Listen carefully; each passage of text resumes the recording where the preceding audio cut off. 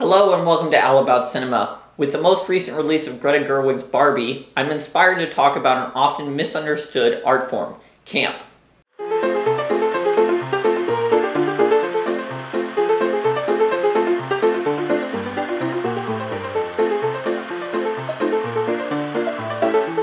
So today I'll be referencing the work of Susan Sontag on camp to help us better understand what camp is, and then we're going to apply our understanding of what camp is to the Barbie film. To me, there are three different ways of understanding camp. 1. Camp is an art form that can speak a louder truth through exaggeration, absurdity, and lies than through realism.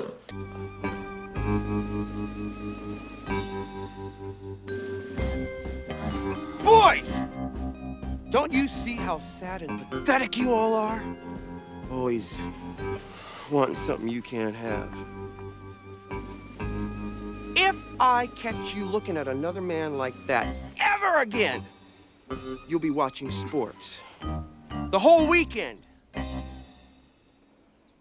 2.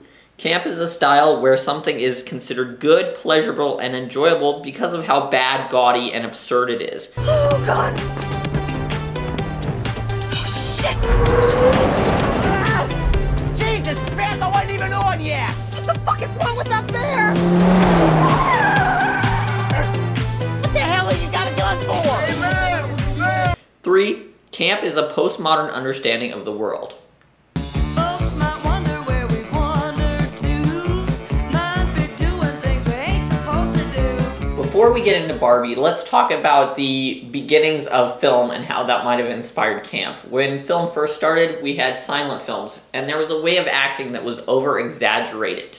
That was because they didn't have audio. It became normal, right? If you were seeing a film at that time period, this exaggerated form of acting was normal. Now, looking back at it, it looks what we might say campy to us, overblown, over the top.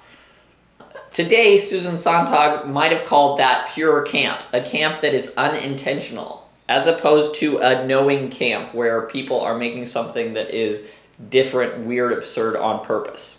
Here are a few examples of films that might be described as pure camp. I've had dog food. You have? Mm-hmm. Long time ago.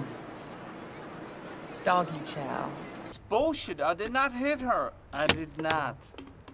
Oh, hi, Mark. Oh, hey, Johnny, what's up? I have a problem. When we got talkies and we started developing technology, there was a real push for what's called realism. Films that really represented what things really looked like, sound like, and felt like. That's the exact opposite of camp. Both Expressionism and camp have no interest in depictions of external reality or realism. Expressionism wants to visualize and externalize internal feelings, whereas camp wants to overemphasize the absurdism of reality, and in doing so, point out how false reality can be. For whatever reason, it is hard to separate camp from the queer community. As Susan Sontag pointed out, not all homosexuals have camp tastes, but homosexuals by and large constitute the vanguard and the most articulate audience of camp. I love the early works of Kenneth Anger. I think a lot of his work is very campy. He was an experimental filmmaker in the 1950s. His work takes culture and exaggerates it, twists it, and in doing so, his film points out the ridiculousness of societal standards. For good examples of this, check out his film Scorpio Rising, which takes a shot at biker culture, cult of personalities, and modern religion, all while being devilishly cool. Okay, let's get into Barbie. The mise-en-scène of Barbie is a perfect example of why Barbie is a camp film. Barbie lives in Barbie land, everything is pink, and nothing is really real, right? They have cars with no engines. It kind of gets to the exact idea of both the love of camp for gaudiness and also the idea that everything is just a performance. Sontag wrote, "Camp sees everything in quotation marks. A lamp is not a lamp, but a lamp. A woman is not a woman, but a woman." How much more can Barbie show this in that we're watching a movie about real Barbies acting like real people. A lot of times you'll see with camp, it's a performance of a performance of a performance. I just don't know who I am without you. You're Ken. But it's Barbie and Ken. In this case, Ryan Gosling is a man playing a Ken doll, trying to figure out what it means to be a man. Again, a performance of a performance of a performance. Tell me about camp. Educate me a little about what this means. Well, it's the people who can see, who can break the fourth wall, who can see beyond the facade of life. And that's really where life begins, when you can see it as a construct and then have fun with it and laugh at it. Let's take a look at Ken's idea of patriarchy.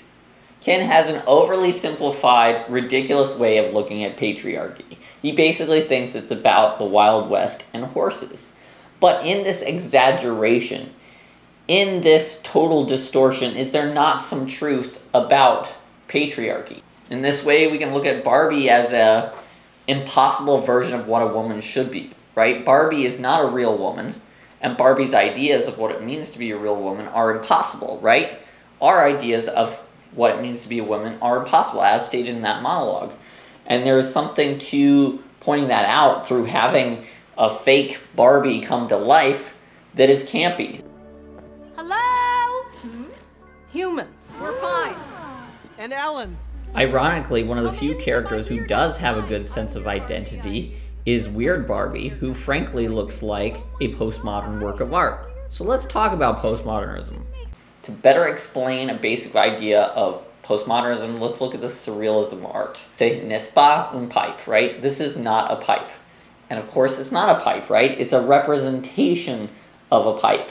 And in fact, going even deeper, the word pipe is just a word to represent a thing we smoke out of. And in fact, if we ask somebody from ancient Greece to draw a pipe, it might look very different than how we might draw a pipe today. To add more craziness to the idea of postmodernism, we have to look at what it's the opposite of, okay? Modernism comes straight from Greek philosophy. It's the idea that there is a single truth with a capital T, and it applies to everybody. Postmodernism is a critique that says anyone who says they know what is universally true is full of shit. No category is stable either. What does it mean to be a human? What does it mean to be good? And what does it mean to be a woman?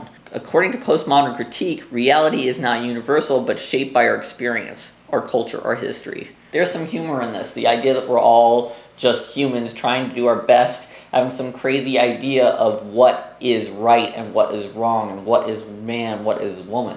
So Susan Sontag said that camp was not political, and dare I disagree with the great Susan Sontag?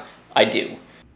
In a world where we have strong ideas on morality, on what is right universally for everyone, the critique that our experiences are varied and that reality is more complicated is very political. Camp, you have to be able to see the facade of life. I'm gonna get philosophical up in here. Do it. You have to be able to see the absurdity of life from outside of yourself. So the idea of drag is camp because we're saying, you know, I'm not this body. I'm actually God in drag playing humanity, right? So when you are in that place, let the church say amen. When you are in that place, then you can laugh at the absurdity. You know, in 10th grade, I learned, my teacher, Mr. Pennell, said, RuPaul, don't take life too seriously. And that is what camp is about. It's about seeing the absurdity of this crazy life. Have you read the papers lately? So this has been a quick look at what camp is, using references like Susan Sontag, RuPaul, and I hope you enjoyed it. If you got any critique or comments, leave them below.